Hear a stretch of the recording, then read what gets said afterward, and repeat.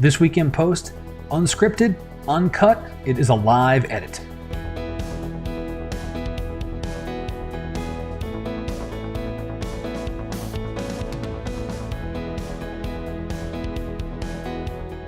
Hi everyone, I'm Scott Davenport. Welcome to In Post. Thanks for joining me today. We're going to get into the live edit in just a second. I want to remind you about Photo Workshop for 2018. They are out. The dates are announced. The reserve list is open. So if you'd like to come shooting with me, I've got one coming up for Death Valley, another coming up in San Diego. Check out the website. All the information's there, and I hope that you'll join me for some fun with our cameras in 2018. So today's live edit, I'm going to take one of the shots I took at the Bamboo Grove. I showed you some of this footage from in the field earlier in the week. And if you haven't seen one of the live edits before, live is in air quotes. This is a recording, of course, but I sit down, I bring the photo up, and I've not done any editing on it before. I haven't practiced. I'm just going to take it from beginning to end. Wrong turns, bumps, bruises, cuts all along the way, and I'll do my best to verbalize what I'm thinking as I'm working through the photo.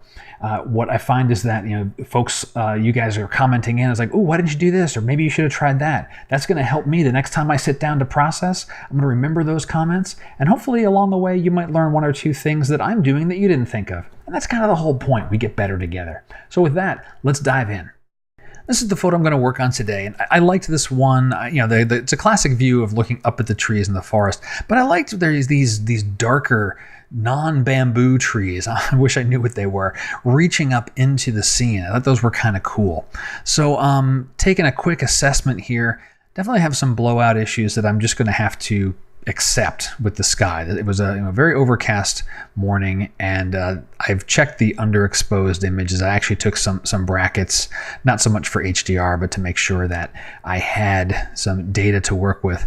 And there's just the same story there. These gray white patches, they're going to be there, and we're just going to work with them and deal with them.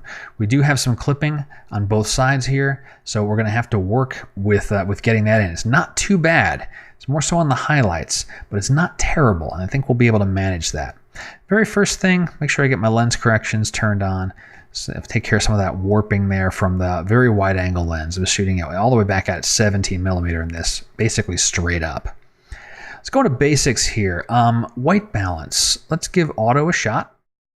And it's warming things up a tiny bit. And I'm going to leave that for now. I think we're going to deal with the color corrections and so forth a little later on. Exposure-wise, we're pretty well exposed. We've got detail all the way at the spectrums there. We will have to pull back the highlights a bit. So I'm going to grab, actually, let's see about if highlights is going to do it for us. It does. Excellent. It's just highlights alone. I'm not going to have to adjust white or black point. And then shadows, just a tiny bit there. And I'm okay to leave a couple of those fringes down in the base of that tree down that left corner as pure black. That's all right. I don't mind the pure blacks in the photo. But the pure whites, sometimes that's a problem if you're trying to print. Let's see, vibrance. Let's visit vibrance now. Pop vibrance up a little bit.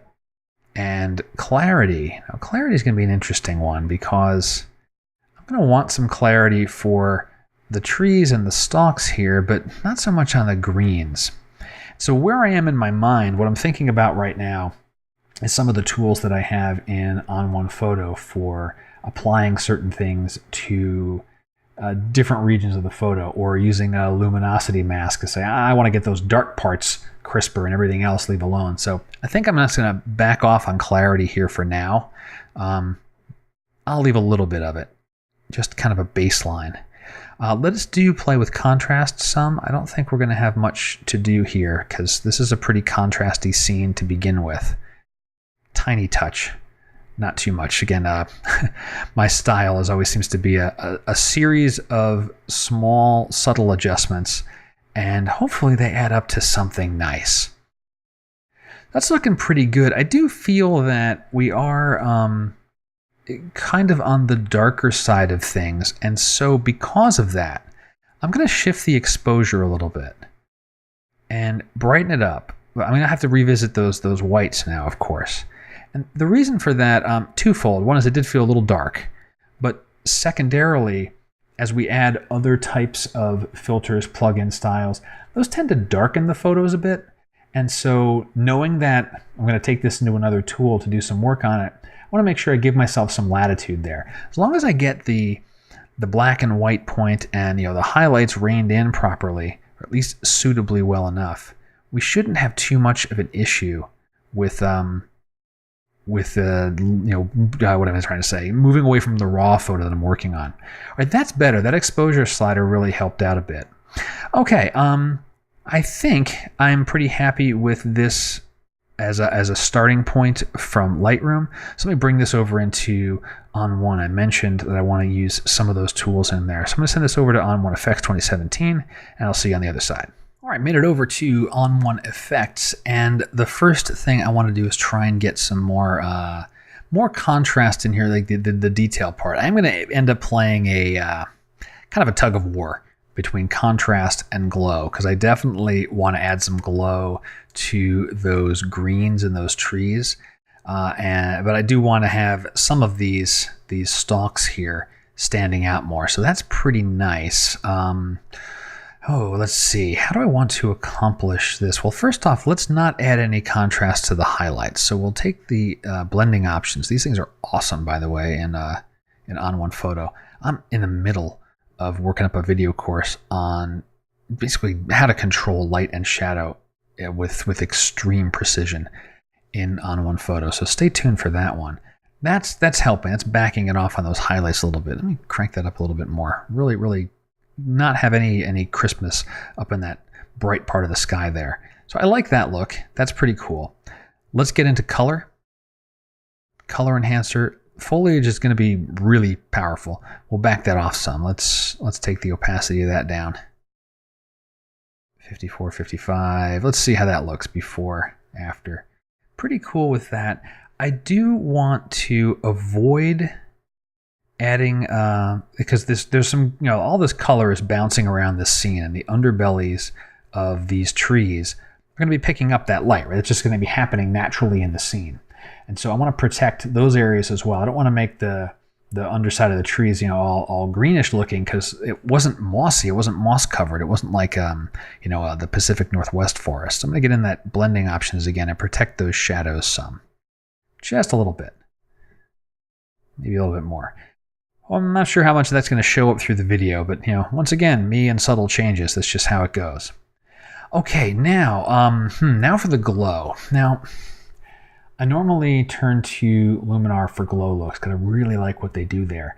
But with a scene that's this busy and the number of trees that are in here, it's going to be a hefty masking job, because I don't want to add glow to the trees themselves, the darker trees here, just to the foliage. So I'm going to try the glow filter here. And the first thing I want to do is I'm going to crank it up really high just so I can see stuff going on. Okay. I want to see if we have like a yellows or greens here. We do have greens. And what is that doing for me? Before and after. Not too much. Do we have yellows? We do. Now, because greens are often more yellows than anything else. It's a lot more subtler than I was hoping for. So that's not going to work. I can certainly apply this everywhere and start protecting the shadows some. That's better. This is kind of entering the luminosity mask realm. So as a matter of fact, let's do that instead. Mask, create luminosity mask. All right, now we're getting somewhere. And that tells me I can probably do this with Luminar as well, but I'm kind of liking the glow look here. So let's see if we got anything else that's a little bit softer. Black soft is pretty interesting. What is black soft doing? Why black? Oh, it's doing a mode of darken. Okay. Now dark glow, that's terrible. Deep forest is usually pretty darn deep.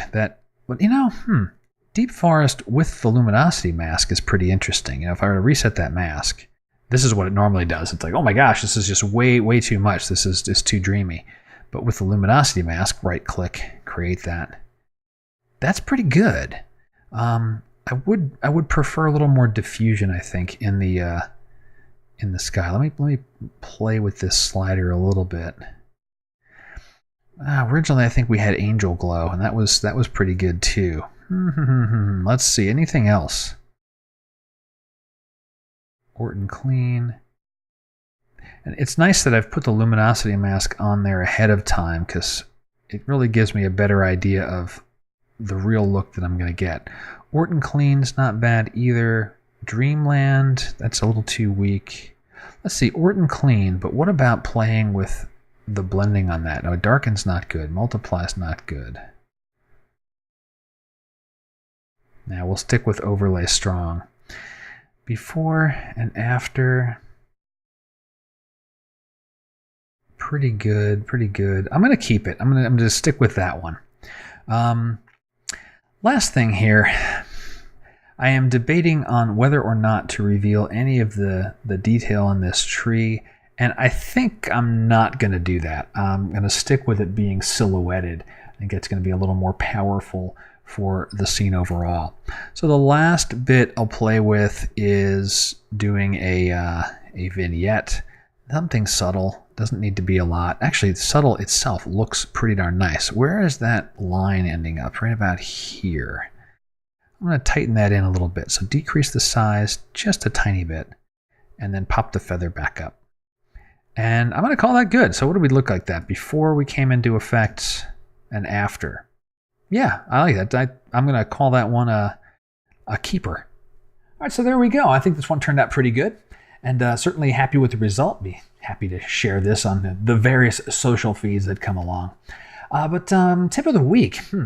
I suppose it's the laying down a mask while you're still playing with the particular style you're trying to lay down. I did that with the glow filter. Put down the luminosity mask, in this case, could be any mask really, and then started, fiddling with the different looks and the different slider settings to see what would the end result really be. That helped better visualize the final look of the glow. So if there's a tip in there, let's go with that one for this week. And that brings us to the end of another In Post episode. I hope you have enjoyed it. If you did, please let me know somehow. Comments on the video below. Contact me through my website. Like we did last time for a live edit, if you've got thoughts about how you might have done something differently or a question of, why did I do this and I didn't do that, share those because that was a lot of fun. I certainly learned a few things, and hopefully the conversation and is all going to keep us, learning and improving our craft. And that is the whole point of doing all this. Well, until next time, my name's Scott Davenport, and happy shooting.